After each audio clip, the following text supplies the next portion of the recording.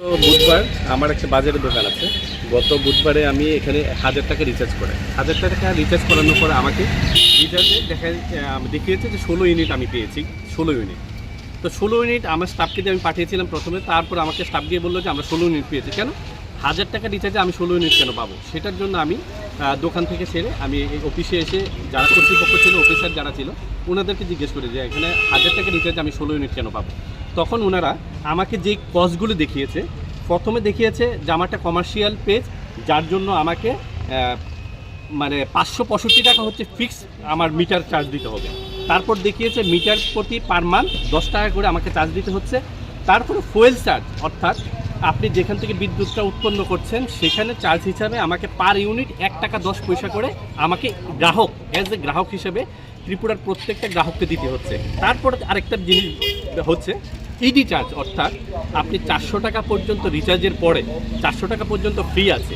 400 টাকার উপরে যদি আপনি 1000 করুন, 2000 করুন, 5000 করুন বা 10,000 করুন, তার উপরে 400 টাকা ছেড়ে আপনি 5% এটার উপর ট্যাক্স দিতে হবে। আমার এখানে দুটো তিনটে প্রশ্ন আছে। এক, এখানে আগে ফিক্সড চার্জ ছিল, মানে সর্বোচ্চ ছিল 135 টাকা অবধি ফিক্সড চার্জ।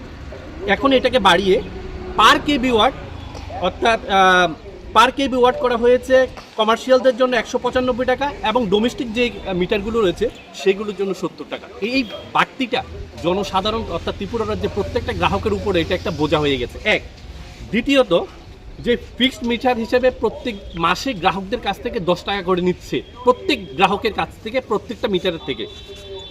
থার্ড, এবং এটা আমার কাছে খুবই বেদনাদায়ক মনে হয়েছে, ফুয়েল চার্জ 1 টাকা 10 পয়সা পার ইউনিট। এখন ব্যাপার হচ্ছে আমি বিদ্যুৎ উৎপন্ন করছি, আমি এটা গ্রাহকের কাছে বিক্রি করছি 8 টাকা। যেমন আমার কমার্শিয়াল পেজের ক্ষেত্রে 8 টাকা 35 পয়সা পার ইউনিট আমার কাছে উনি বিক্রি করছে 8 টাকা 35 পয়সা। দেখেন 8 টাকা 35 পয়সা যদি পার ইউনিট বিক্রি করে থাকে, তাহলে উনি কত টাকা দিয়ে কীভাবে উৎপন্ন করলো, কত টাকা ব্যয় হলো, সেটা তো আমার দেখার বিষয় না। এখানে আমার কাছ থেকে পার ইউনিট 1 টাকা 10 পয়সা কেন নেবে, সেটা একমাত্র আমি ভুক্তভোগী না, ত্রিপুরা রাজ্যের প্রত্যেকটা গ্রাহকের কাছ থেকে ফুয়েল চার্জ বাবদ 1 টাকা 10 পয়সা করে কেন নেওয়া হচ্ছে, সেটা রাজ্য সরকার এবং রাজ্যের মাননীয় দপ্তরের মন্ত্রী এবং মুখ্যমন্ত্রীর কাছে একজন সাধারণ গ্রাহক হিসেবে আমি সেটা জানতে চাই। আরেকটা জিনিস, এফডি চার্জ হিসেবে 50%, মানে অর্থাৎ 400 টাকার উপরে হলে 5% কাটা হচ্ছে। এখন যদি আমি 5000 টাকা যদি রিচার্জ করাই, তাহলে 4600 টাকার 5%, তাহলে সেই অঙ্কটা কোথায় যায়? যদি সব কিছুই আমাদের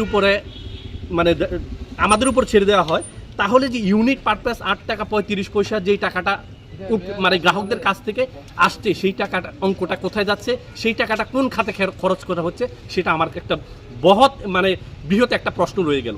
আপনি এখানে আসুন, প্রত্যেকটা দিন, এমন কোনো দিন নেই যে সোনামুড়া সাব ডিভিশনের যে এখানে ইলেকট্রিক অফিস বিল দেওয়ার যে জমা নেওয়ার কাউন্টার রয়েছে, প্রত্যেকটা গ্রাহক এই হয়রানির শিকার হচ্ছে। তাই আমি ত্রিপুরার সমস্ত গ্রাহককে অনুরোধ করছি, অন্তত এই ইলেকট্রিক বিলের প্রতি আপনারা সোচ্চার হন, আপনাদের ন্যায্য অধিকার পাওয়ার ক্ষেত্রে আপনারা এটা আওয়াজ তুলুন। কয়েকদিন আগে আপনাদের এটা সচল ছিল কি না, হঠাৎ এই সমস্যাটা?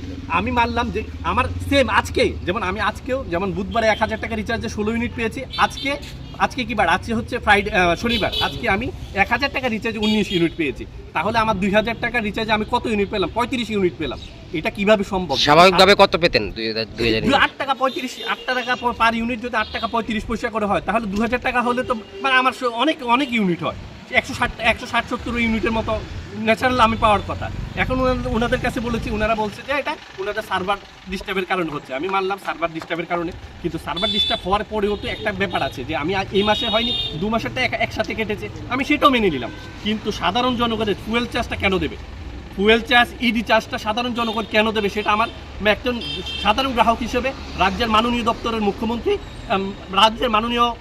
এবং দপ্তরের মাননীয় মন্ত্রীর কাছে আমার প্রশ্নটা থাকবে, সাধারণ জনগণের এই হয়রানি আপাতত আপনারা বন্ধ রাখুন।